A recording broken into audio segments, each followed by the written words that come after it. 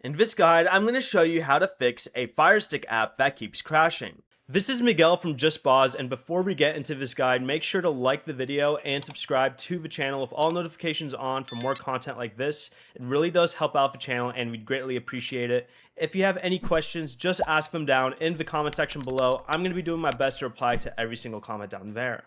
First, go ahead and restart your Firestick by going to Settings, selecting My Fire TV, then selecting Restart.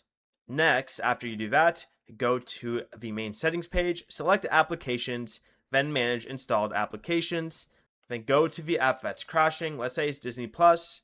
Go ahead and choose it, press Force Stop, then press Clear Cache, and try reopening the app. If it still crashes for you, return to this same menu and select Clear Data as well. This will reset the app and may sign you out or remove downloaded content. And if that still doesn't work, go back to the main settings page, go to My Fire TV, select About, and check for updates. Install any available Fire TV update. Finally, you could also uninstall the app from the Manage Installed Applications as well and reinstall it from Amazon App Store. This removes the app's locally stored data.